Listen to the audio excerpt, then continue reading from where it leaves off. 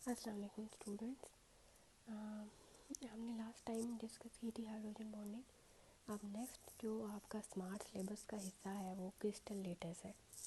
Crystal latus basically एक atoms, molecules या ions का एक ऐसा यूनिट होता है जो हर मॉलिक्यूल में आयन में सिमिलर होता है।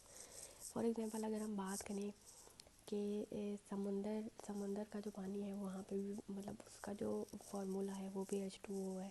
हम जो घरों में पानी यूज़ करते हैं उसका फार्मूला भी H2O है।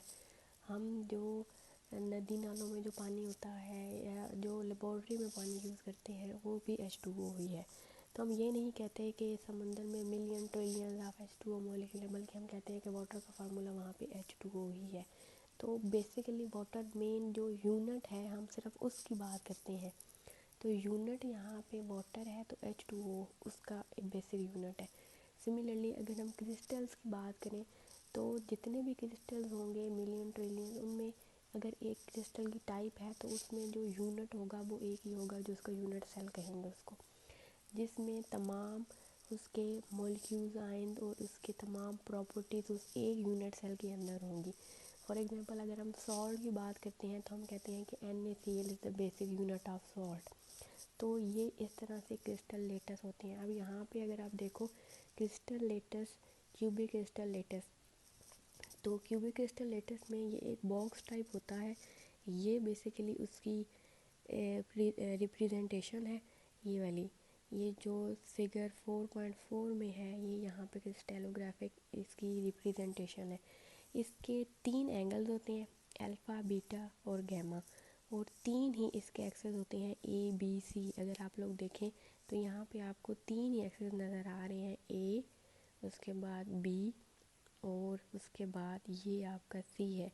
और एंगल जो आप देख रहे हो तो ये अल्फ़ा, दिस इज़ बीटा, और यहाँ पे आपको सामने ही गैमा नज़र आ रहा है। तो ये क्रिस्टल क्यूबिक क्रिस्टल सिस्टम, ये इसकी जो टाइप है तो ये इसके क्रिस्टल सिस्टम के यूनिट सेल है। तो यहाँ पे हम लोग बात करें स्मॉलेस्ट, जो इसकी डेफिनेशन अगर देखी जाए तो smallest part of the crystal lattice, जो एंटायर क्रिस्टल की सारी प्रॉपर्टी रखता है उसको आप कहते हो यूनिट, उसको आप कहते हो यूनिट सेल। क्रिस्टल लेटस के अंदर ही यूनिट सेल होता है। तो बस इसमें ये इतनी सी बात है। उसके बाद नेक्स्ट जो है आपका वो क्रिस्टल्स एंड देयर क्लासिफिकेशन है। तो क्रिस्टल्स की बेसिकली आपने डेफिनेशन पीछे पढ़ ली कि उसमें 3 एंगल होते हैं। जो भी आपका क्रिस्टल होगा उसमें 3 एंगल्स होंगे हमेशा, अल्फ़ा, बीटा और गैमा, और 3 ही उसके एक्सेस होंगे, A B and C। इसके अलावा एक्सेस नहीं होंगे। तो इसकी जो टाइप्स हैं वो 7 टाइप्स हैं basically. Cubic crystals, tetragonal crystal, orthorhombic या इसका दूसरा नाम रोम्बिक है, मोनोक्लिनिक, हेक्सागोनल, रोम्बोहेड्रल और ट्राइक्लिनिक। तो ये आपने इसकी डिटेल याद करने की ज़रूरत नहीं है, इसकी शेप्स वगैरह भी ऐसा ज़रूरत नहीं है, बस आपने याद बेटे करना है ये वाला, ये जो टेबल दिया हुआ है इसमें एक्सेस लिखे हुए हैं। अभी देखो क्यूबिक में तीनों एक्सेस इक्वल हैं और तीनों एंगल जो हैं वो 90 डिग्री के इक्वल है, 90 होता है परपेंडिकुलर एंगल। आगे टेट्रागोनल देखो तो उसमें 2 एक्सेस इक्वल हैं लेकिन B is not equal to C, तो यहाँ पे लेकिन इसके तीनों एंगल्स 90 डिग्री के इक्वल है। ऑर्थोरोम्बिक देखो तो तीनों एक्सेस उसके बराबर नहीं है लेकिन तीनों एंगल्स जो हैं वो 90 डिग्री के इक्वल है।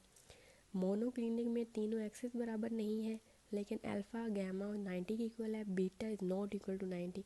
हेक्सागोनल, इसमें आपके 2 एक्सेस इक्वल हैं लेकिन तीसरा एक्सेस जो है वो इक्वल नहीं है। और एंगल की भी आगे इन्होंने बताई हुई है, alpha is equal to beta is equal to 90 degree, but gamma is not equal to, gamma is equal to 120 degree. इसका मतलब है gamma is not equal to 90 degree. Similarly rhombohedral में भी तीनों एक्सेस तो इक्वल है लेकिन तीनों जो एंगल है वो लेस देन 90 डिग्री है। ट्राइक्लिनिक में तीनों एक्सेस इक्वल नहीं है और ना ही तीनों एंगल इक्वल है। तो ये आपका क्रिस्टल सिस्टम है। आपने इसमें से ये इसकी एक्सेस सारे करने पड़ेंगे आपको, हर के एंगल्स भी सारे करने पड़ेंगे। एग्जांपल बेशक आप 1-2 कर लें बीच में से, बस ये काफ़ी है। This is for today.